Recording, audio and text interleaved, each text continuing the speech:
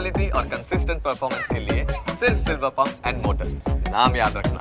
રાષ્ટ્રીય શોકમાં ઉજવણીને લઈને અમૂલ ભટ્ટે હવે માફી માંગી છે। કાર્યકરો ડીજે લઈને આવ્યા હતા, તેમને રોક્યા હતા તેવું કહ્યું છે। રસ્તા પર ઉજવણી ન કરવા મેં કહ્યું હતું, મને ઓફિસે મળવા બોલાવ્યો અને ફુલહાર કર્યા, ઓફિસની અંદર મીઠાઈ ખવડાવી, સેલિબ્રેશન કર્યું છે, બહાર કોઈ જ કાર્યક્રમ નથી કર્યો। ઉજવણી કરવાનો ઈરાદો ન હતો, પણ કાર્યકરોના ઉત્સાહમાં આ થયું તેવું પણ ધારાસભ્યએ કહ્યું છે। જોકે 7 દિવસના રાષ્ટ્રીય શોક વચ્ચે બીજેપી કાર્યકરો અને ખુદ ધારાસભ્ય ભાન ભૂલી ગયા હતા। મણિનગર, ઈસનપુર અને ખોખરા વોર્ડ પ્રમુખોની નિયુક્તિ બાદ ઉજવણી કરવામાં આવી હતી। મણિનગરના ધારાસભ્ય અમૂલ ભટ્ટના કાર્યાલય બહાર જ ઉજવણી થઈ હતી અને ખુદ ધારાસભ્ય અમૂલ ભટ્ટ પણ ગરબે રમતા દેખાયા હતા। વોર્ડ પ્રમુખોની નિયુક્તિ બાદ ઢોલ નગારા સાથે ગરબા રમી અને ફટાકડા ફોડીને ઉજવણી કરાઈ।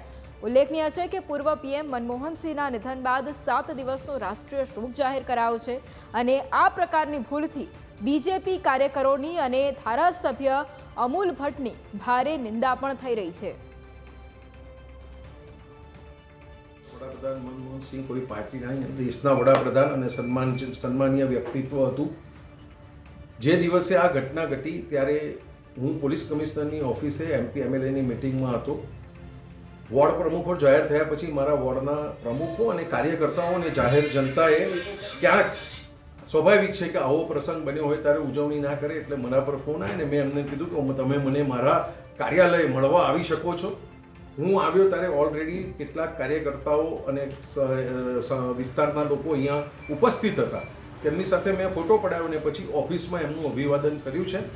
હું છતાં પણ આપના માધ્યમથી એક વસ્તુ નિશ્ચિત કરવા માંગુ છું કે જ્યારે યુવાન લોહી કંઈક નવું પદ મેળવતું હોય અને એમનાથી ક્યાંક કોઈક ભૂલ થઈ હોય તો હું એ યુવાન કાર્યકર્તાઓ, એ વોર્ડના કાર્યકર્તાઓ અને મારા વતી કોંગ્રેસ અને હું દિલગીરી વ્યક્ત કરું છું।